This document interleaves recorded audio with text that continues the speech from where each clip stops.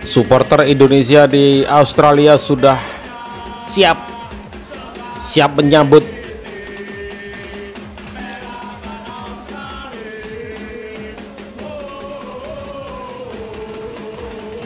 supporter kita di Sydney, teman-teman. Supporter Indonesia sudah mempersiapkan diri untuk menyambut kedatangan timnas kita menghadapi Australia.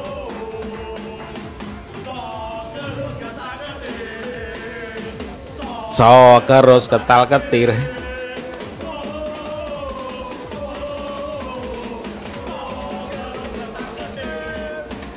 Luar biasa.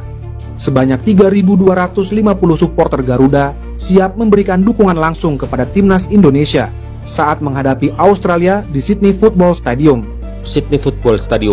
Dilansir dari akun Instagram Garuda Australia, fanbase timnas Indonesia di Australia, ribuan supporter ini telah memastikan kehadiran mereka untuk menyemarakkan stadion dan memberikan semangat penuh kepada pasukan Garuda. Kehadiran supporter Indonesia yang fanatik di negeri Kanguru diharapkan dapat menjadi dorongan moral besar bagi timnas dalam laga krusial tersebut. Media ternama Irak yakin timnas Indonesia bisa tampil di Piala Dunia 2026. Sebut hal ini jadi alasan utama.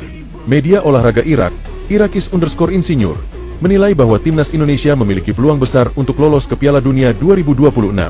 Menurutnya, keberhasilan PSSI dalam mendatangkan pemain keturunan dari Eropa menjadi faktor utama yang meningkatkan performa skuad Garuda secara signifikan. Sejak Erick Thohir menjabat sebagai Ketua Umum PSSI pada awal 2023, program naturalisasi semakin gencar dilakukan. Sejumlah pemain yang memiliki darah Indonesia berhasil diyakinkan untuk membela timnas, memberikan dampak positif terhadap kualitas permainan dan hasil yang diraih sejauh ini. Saat ini, dalam kualifikasi Piala Dunia 2026 zona Asia, Indonesia menempati posisi ketiga grup C dengan raihan 6 poin setelah 6 pertandingan. Garuda hanya terpaut 1 angka dari Australia, yang saat ini menempati posisi kedua. Aku rasa memang kita perlu scare guys ya. Memang perlu seram dengan Southeast Asia most valuable players. From number 1 to number 8. Orang Indonesia semua. Orang boleh tengok Indonesian players. Mahal pemainnya. That's why I respect timnas Indonesia ya guys.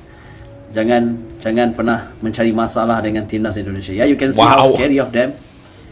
Wow. And number 9, Thailand. Okay. Number 11, Thailand. Chanatip Subhanat Supachok. Yes. Number 14, Dion Kools, the best player in Malaysia. You know, you can see number 14, bro.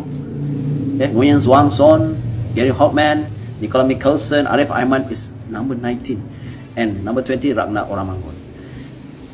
For sure that I vote Indonesian because they have the best team. Look at that guys. Ada Emil, Kevin, Jay, Kelly Verdo, Martin Paes, goalkeeper. Jay Izzes guys, my favorite player for Indonesia. Oh my god, Jay Izzes, the best player in Indonesia. And Miss Hilgers is number 1. Timnas Indonesia. Bila aku lihat squad Indonesia guys dengan ada player-player dari nombor 1, Miss Hilgers sampai Ola Romani, they have all the best player is around the world, bro. I think they can beat Australia. Okay, aku rasa mereka boleh beat Australia. And Australia, they're gonna scare this squad. They're gonna scare Australia. Jika Australia tengok video saya ni, hey Australia, you're gonna scare to Indonesia. They have many players, the best. I don't know guys, tapi Indonesia player, amazing team, amazing player, respect.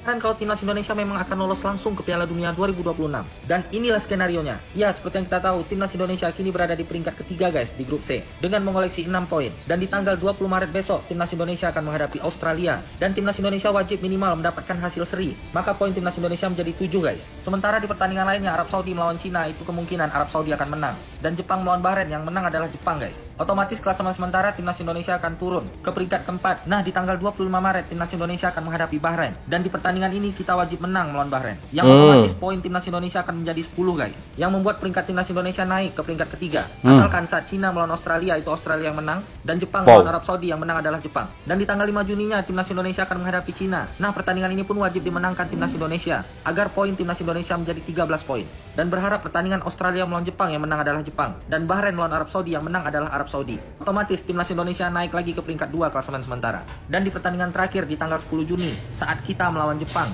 Prediksinya adalah kita akan kalah dengan Jepang guys. Dan semoga Arab Saudi melawan Australia itu berakhir dengan hasil seri. Lalu Cina melawan Bahrain itu berakhir dengan Cina yang menang. Nah otomatis timnas Indonesia akan finish di peringkat kedua guys. Yang artinya kita akan lolos bersama Jepang langsung ke Piala Dunia 2026. Jadi seperti itulah kira-kira skenario untuk timnas Indonesia bisa lolos langsung ke Piala Dunia 2026. Odero atau Martin Paes guys, gue bakal nanya sama teman-teman gue. Let's go.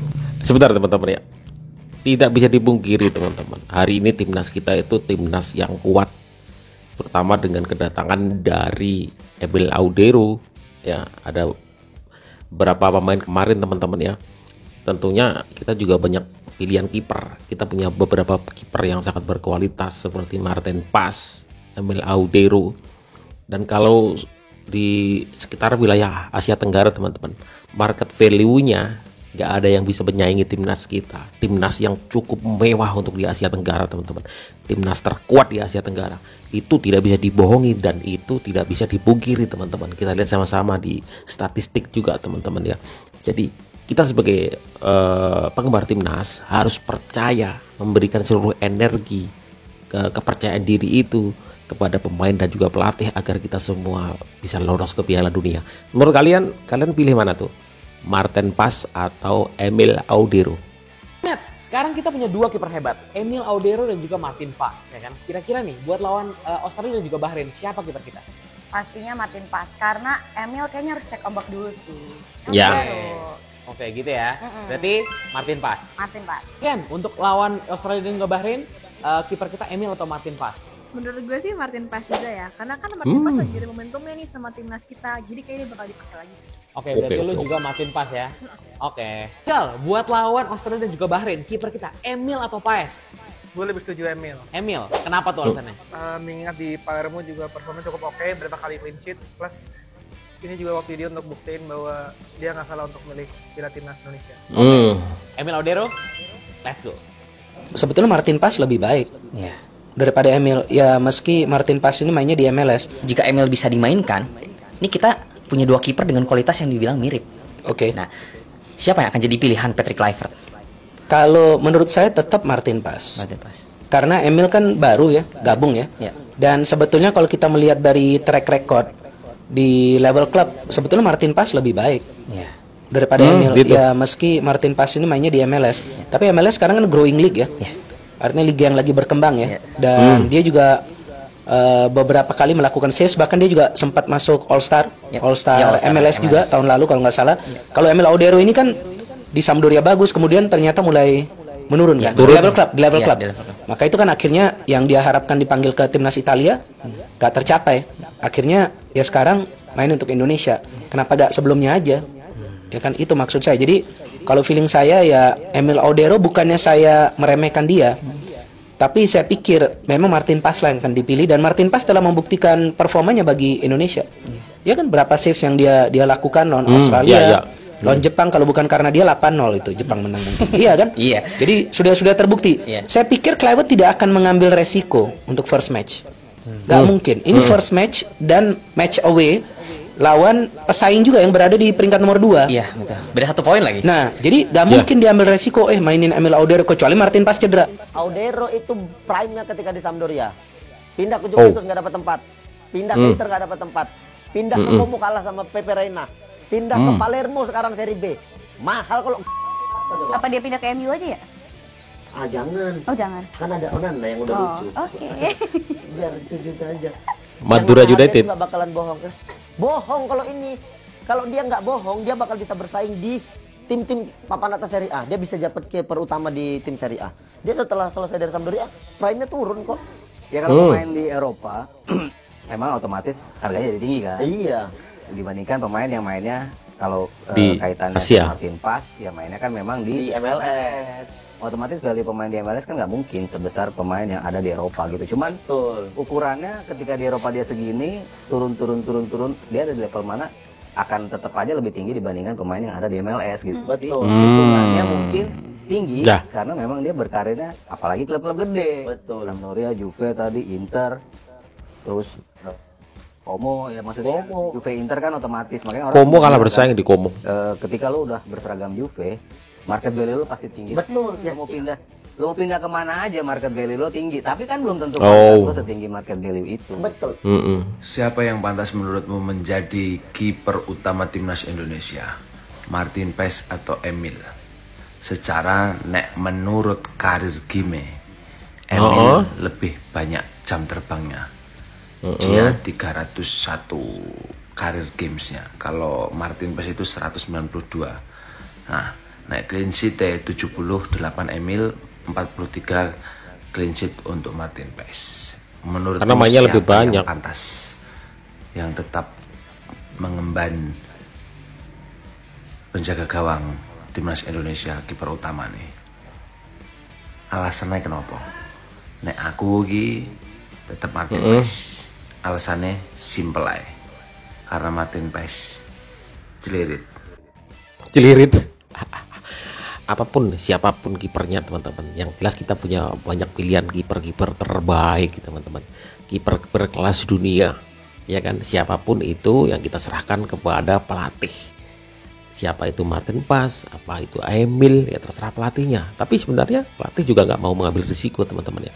Karena kalau soal perpaduan dengan tim, tentu Martin Paes lebih padu, lebih nyetel karena sudah lama bergabung daripada Emil yang masih baru begitu teman-teman. Jadi kita serahkan kepada pelatih untuk mengambil sebuah keputusan yang nantinya saya pikir pelatih juga nggak mau mengambil risiko.